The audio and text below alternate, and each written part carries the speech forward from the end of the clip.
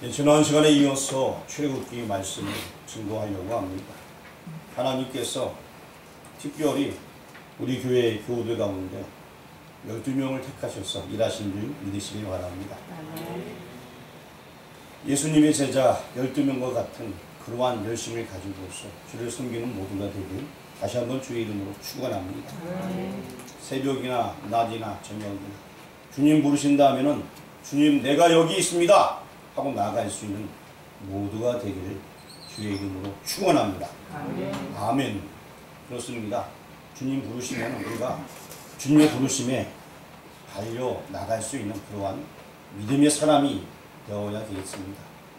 오늘 출애굽기 1장 5절 말씀 보니까 70명의 숫자가 이제 애굽 땅에 들어갔다라는 내용이 나와 있습니다.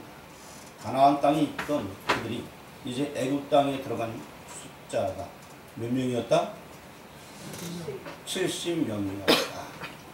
세월이 지나고 시간이 흘러서 430년이 흐른 뒤에는 오늘 우리 본문 7절 말씀을 7절 말씀 여러분 성경책 보시면서 한번 읽어주시기 바랍니다. 시작.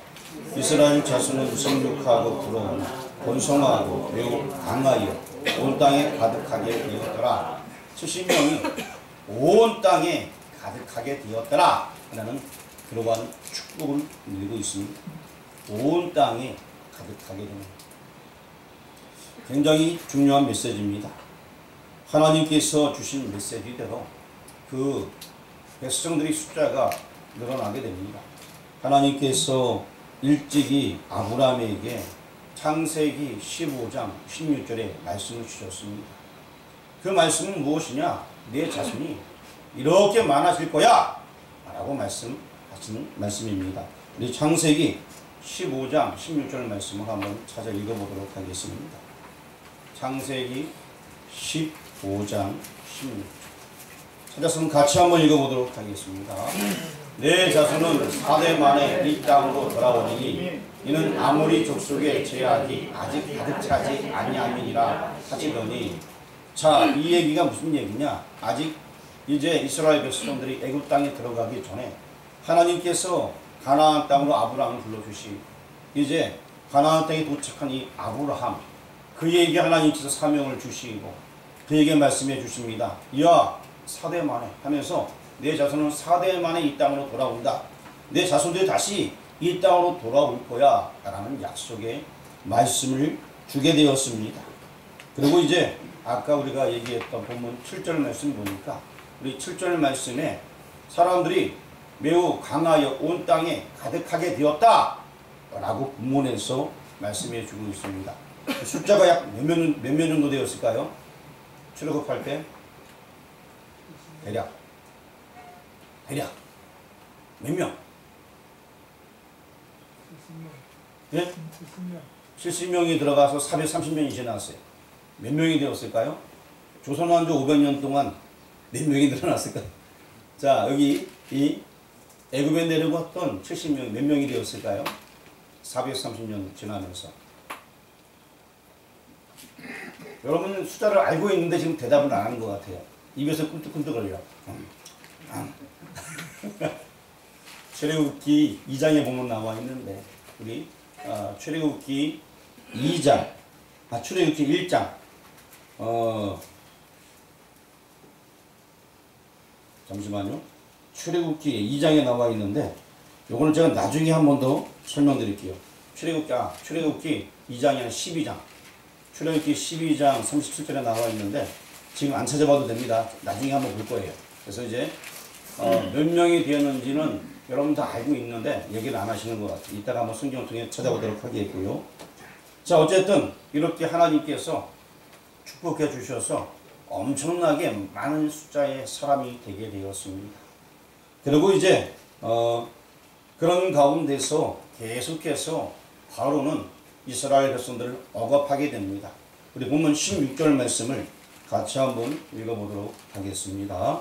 이르되 너희는 히브리 여인을 위하여 해산을 놓을 때에 그 자리를 살피었어 아들이거든 그를 죽이고 딸이거든 살려두라. 바로는 계속해서 그들을 핍박하고 괴롭히면서 이 이스라엘 백성들이 더 이상 성장하지 못하도록 만들게 됩니다. 오늘은 크게 두 가지로 나누어서 말씀하려고 합니다. 오늘 본문 1절에서 7절까지는 지난주와 똑같이 번성에 대해서 말씀을 드릴 것이고요. 그 이후 마지막 절까지는 대적자 바로에 대한 이야기를 할 것입니다. 그러면서 하나님께서 지금 우리에게 주신 메시지가 무엇인지 그것을 살펴보고자 합니다. 창세기 13장 16절에 하나님께서 아브라함에게 하신 말씀이 있습니다. 우리 창세기 13장 16절 말씀을 같이 한번 읽어보도록 하겠습니다. 내가 내 자손의 땅에 티끌 갖게 하리니 사람이 땅에 티끌을 능히 셀 수 있을진데 내 자손도 세리라. 이렇게 티끌, 눈에 안 보일 정도로 작은 티끌들이 가득하게 한다. 그만큼 많은 숫자가 늘어나게 한다는 그런 메시지를 하나님께서 아브라함에게 주게 되었습니다. 또 창세기 15장 5절에서도 하나님께서 아브라함에게 또 한 번 메시지를 주게 됩니다. 13장 16절에서는 땅의 티끌이라 얘기했지만 15장에 가서는 용어를 조금 더 바꾸어서 우리 15장 5절 말씀을 같이 읽어보겠습니다. 그를 이끌고 밖으로 나가 이르시되 하늘에서 물결을 셀 수 있나 보라. 또 그에게 이르시되 내 자손이 이와 같으리라. 이렇게 하늘로는 물별, 우리 동네에도 가끔 보게 되면 별이 찬란하게 아주 많이 떠 있을 때가 있습니다. 그래서 저도 가끔 밤에 나와서 우리 딸도 별 보는 거 되게 좋아해요. 참 별일이죠. 그래서 사진으로 이렇게 자꾸 별을 찍고 있는데 저도 가끔 별일입니다. 별일보러 나가서 이렇게 별을 햅니다. 별 하나, 별들 나. 그런데 세다 보면 자꾸 까먹어요. 별이 이렇게 내가 아까 셌던 건지 안 셌건지 헷갈려가지고 별이 워낙 많더라고. 다 셀 수 있는 게 아니에요.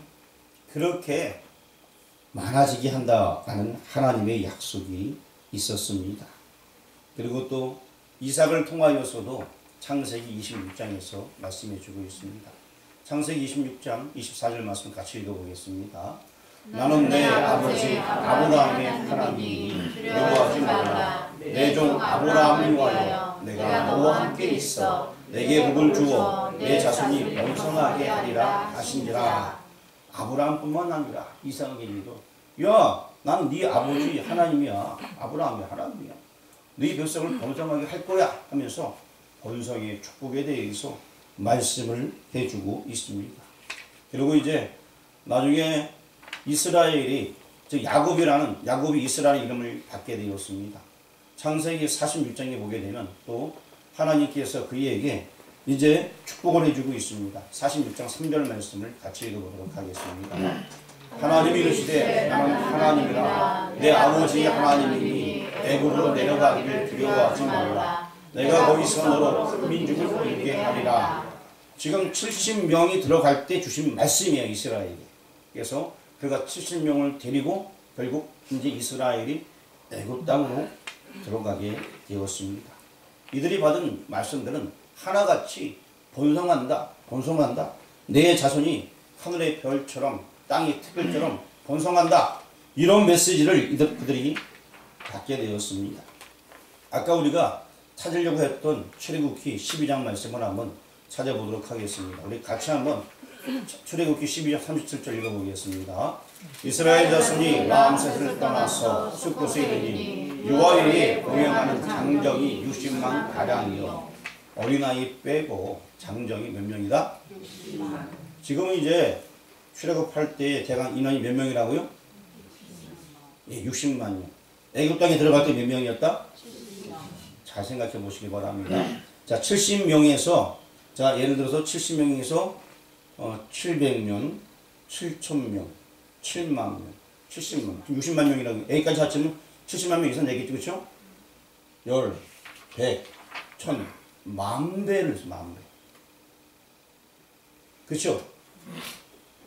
오늘 본문 말씀의 핵심 바로 여기 있다라고 봅니다. 만 배를 이루게 되었습니다. 굉장히 중요한 이야기입니다. 하나님 나라 계속 건설 중에 있고 계속 번성되고 있습니다. 제가 여러분들에게 꿈 이야기, 제가 가진 어떤 비전에 대한 말씀을 간혹 몇 번 던진 적이 있습니다. 그렇습니다. 우리 교회의 꿈과 비전이 있습니다.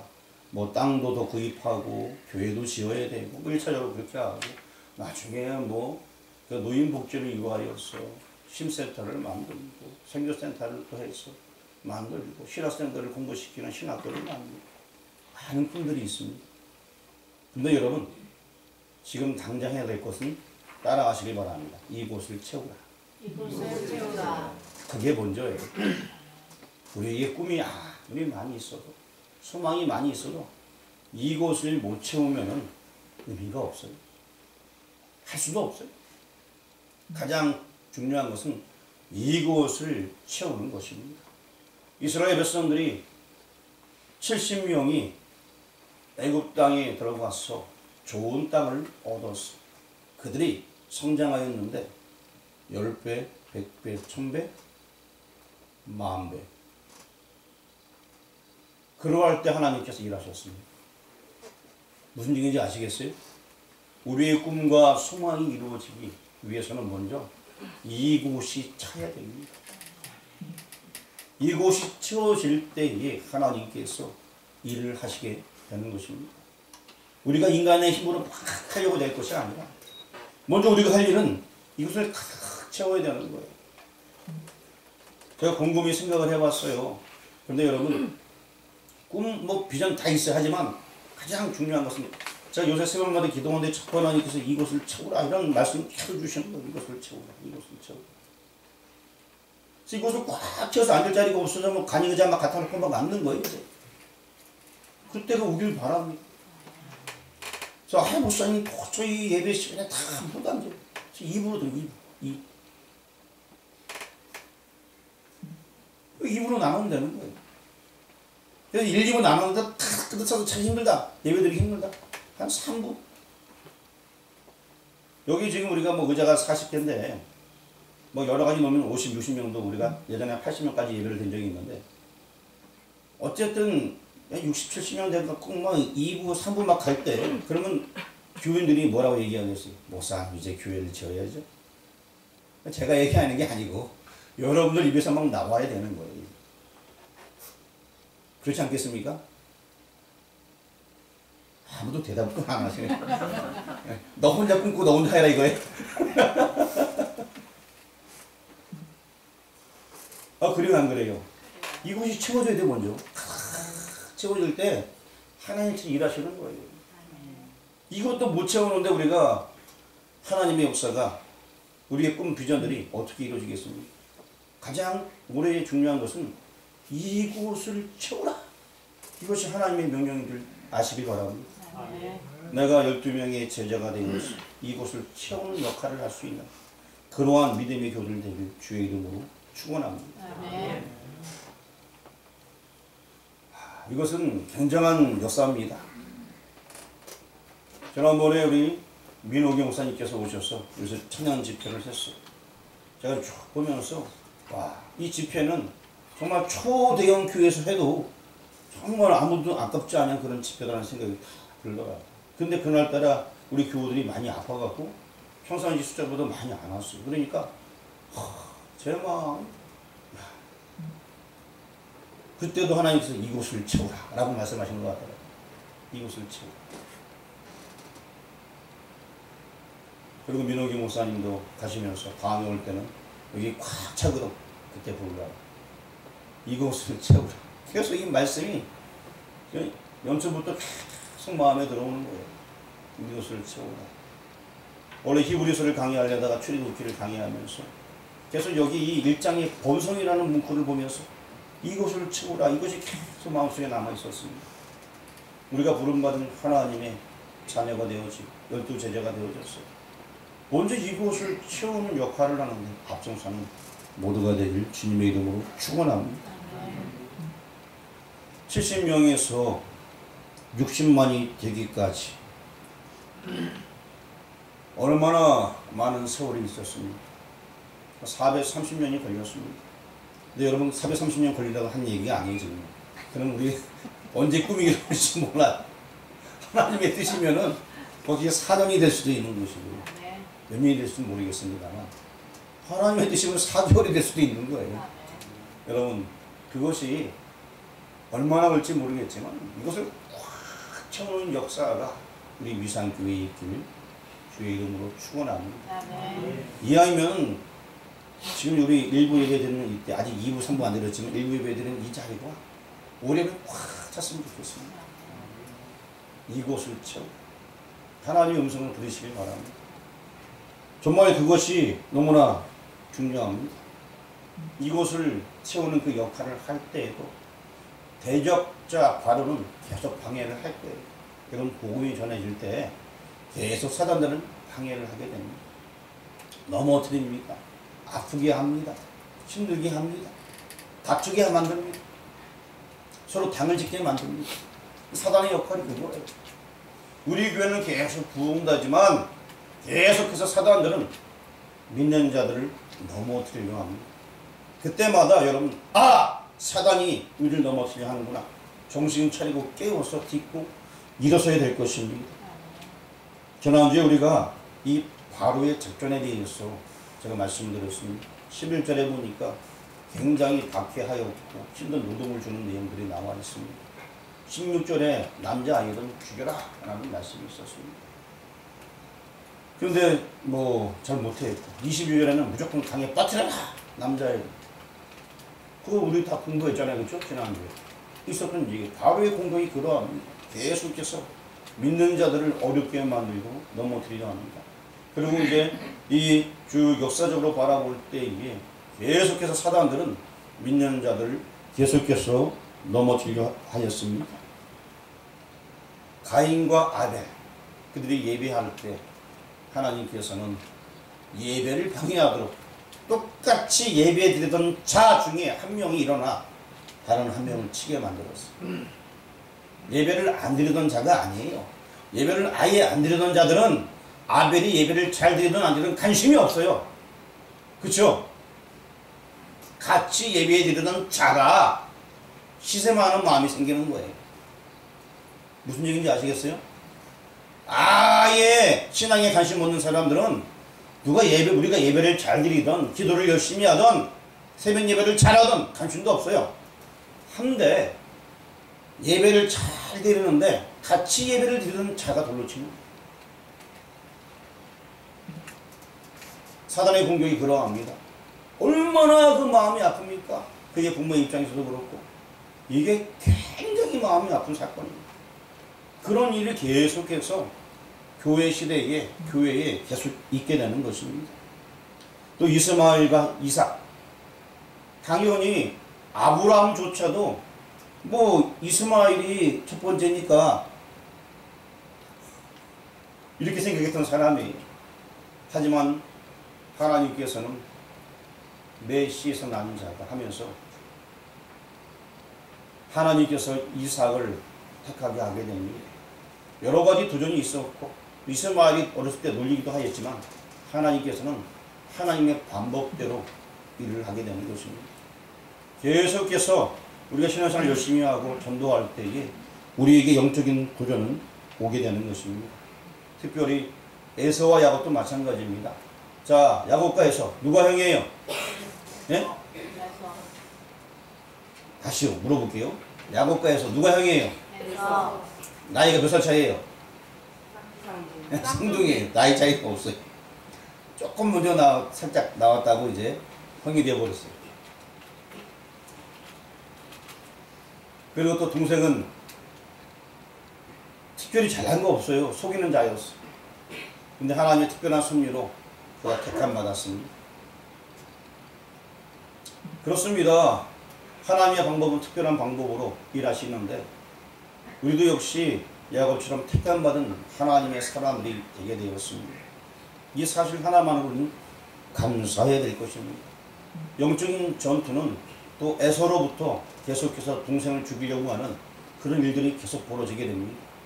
우리가 하나님의 자녀인데 택함받은 자녀인데 계속해서 영적인 전투는 우리 앞에 있게 되는 것입니다. 뿐만 아니라 여러분 잘 아는 사울왕이 있습니다. 하나님께서 예선한 왕은 다윗이었습니다. 사람이 뽑은 왕은 사울이었습니다. 결국 하나님께서는 다윗을 통하여서 일하시게 되고 다윗의 씨를 통하여서 메시아를 보내주게 되는 것입니다. 우리 성경을 한번 찾아보겠습니다. 왕하 열왕기하 11장 1절 말씀을 찾아주시길 바랍니다. 열왕기하 11장 1절. 다 찾았나요?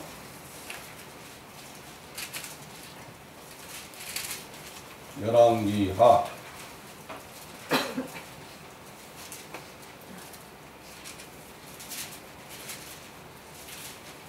11장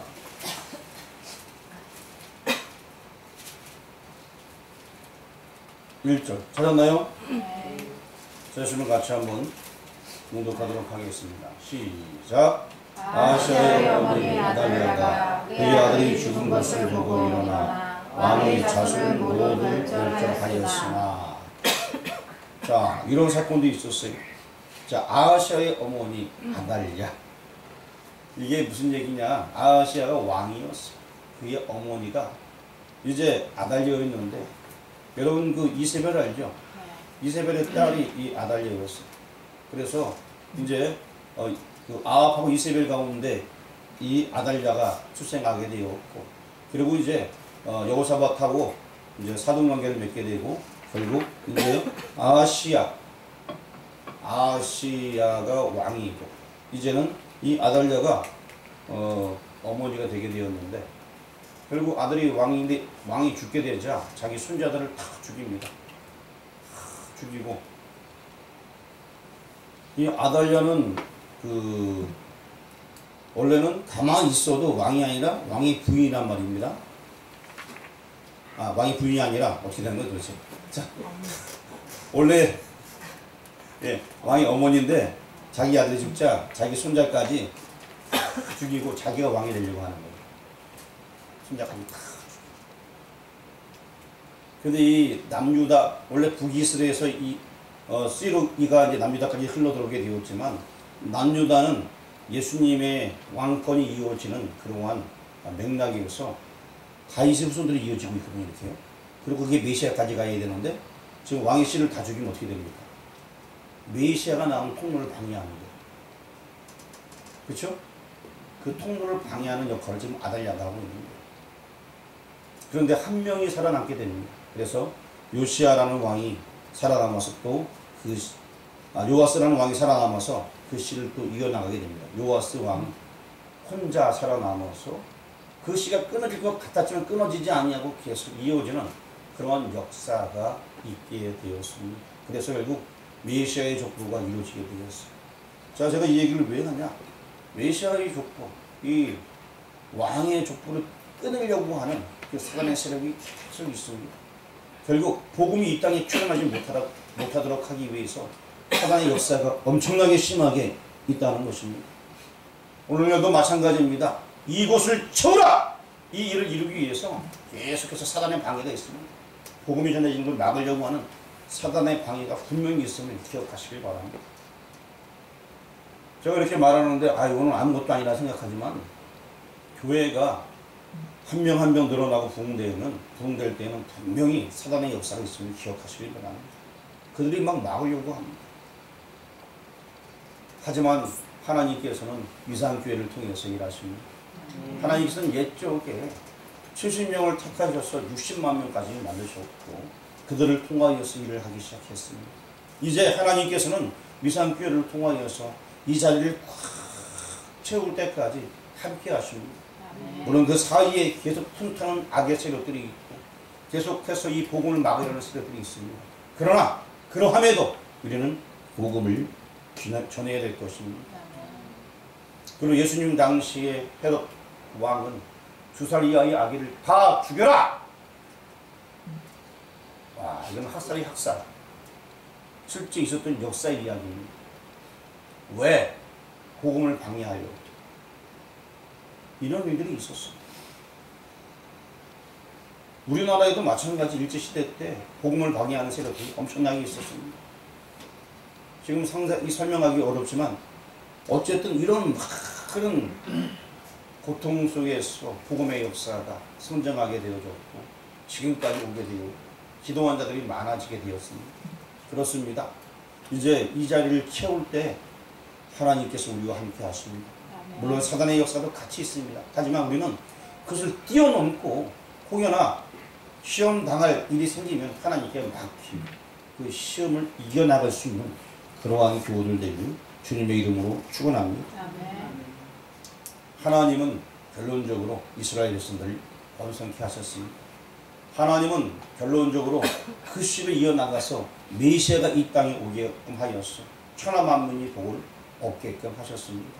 하나님께서는 앞으로 결론적으로 위상교회를 통하여서 일하시길 것입니다. 아멘. 저와 여러분을 통하여서 하나님께서는 일하기를 원하고 계십니다. 우리가 일할 때에 사단의 방해가 있고 우리 육신이 아프게 만들고 때로는 사업이 망할 수도 있고 때로는 여러 가지 일이 생겨도 상관없어요. 말 못한 일이 있어도 여러분 사명 감당하시길 바랍니다. 아멘. 그렇다고 다 안 되는 것이 아니고 또 때로는 잘 될 수도 있어요. 때로는 부흥할 수도 있고 여러 가지 좋은 일이 많이 있을 수 있습니다. 어떠한 일이 닥치더라도 우리는 우리의 사명을 감당해야 될 것입니다.